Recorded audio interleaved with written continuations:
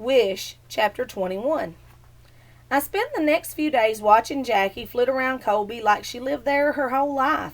She talked about high school football with the mailman and took cold fried chicken to Bertha's knitting club. She set up a vegetable stand at the end of the driveway and chatted with everybody who stopped to buy beans and squash, telling them about Riley and her waitress job and her new driver's license.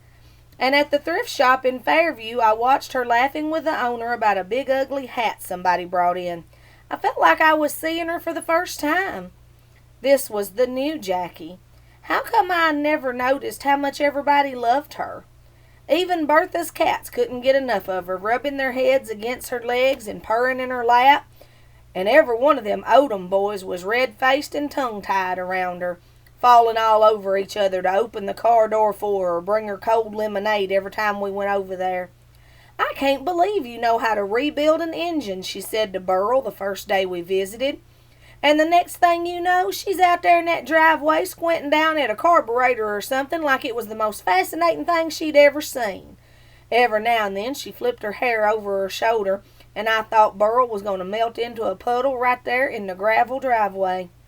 Mrs. Odom brought powdered sugar donuts out on the porch, and we sat around and listened to Jackie tell Waffle House stories. "And one time," she said, "this old lady came in a limo driven by a chauffeur." She brushed powdered sugar off her lap. "Can you imagine going to the Waffle House in a chauffeur-driven limo?" Everybody agreed that they just couldn't imagine that. "But she left me a $20 tip for a $4 waffle, so I ain't complaining," Jackie said. Howard and Dwight bugged their eyes out and said, "Wow."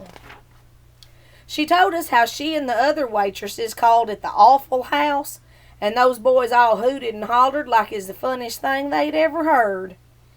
Then she told everybody about Riley, about how big it is, and all the malls and the tanning salons and even the indoor miniature golf course. "Y'all should come visit me sometime," she said. "I have a driver's license and Carol Lee's got a car."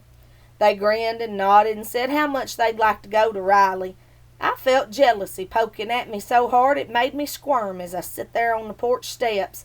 Late that afternoon, me and Howard took Jackie down to the creek with Wishbone, and she didn't waste a minute taking her shoes off and wading into the cold mountain water, her laughter echoing through the trees.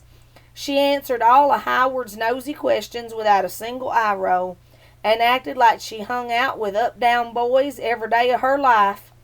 "What's it like when you visit your daddy in jail?" he said. I like to died when he asked that, but Jackie wasn't bothered one bit. "Not as cool as it looks on TV, I can tell you that," she said. "We just sit at a table and talk about school and stuff. He tells me about how bad the food is there and how the first thing he's going to do when he gets out is eat 14 hamburgers. I wanted to ask her if they ever talked about me, but I was scared the answer would be no and I would look like a loser in front of Howard.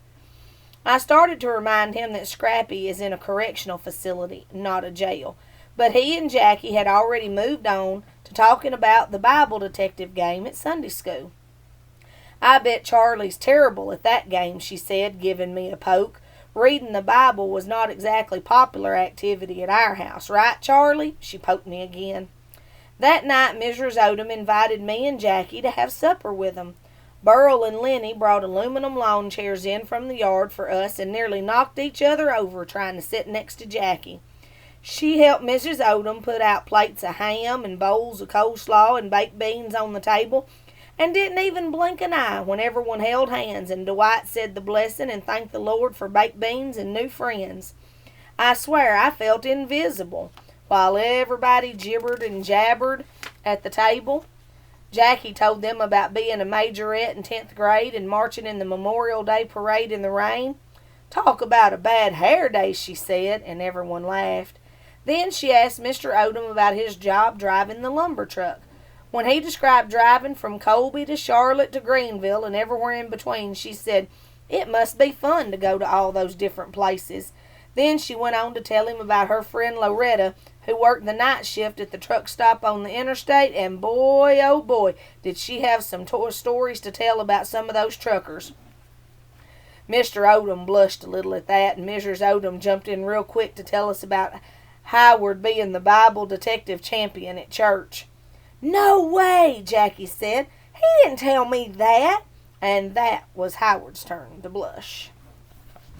Wishbone laid on the floor next to Cotton, 'cause he knew there would be food down there before long. Sure enough, he gobbled up pieces of ham and some cornbread crumbs, and Jackie said, "Wishbone, stop that."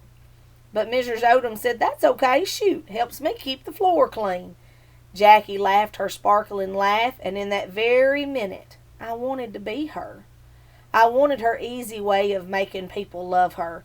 I wanted her knack for seeing the good in things. I even wanted her shiny black hair with blue streaks. But no matter how bad I wanted it, I was still just plain old me.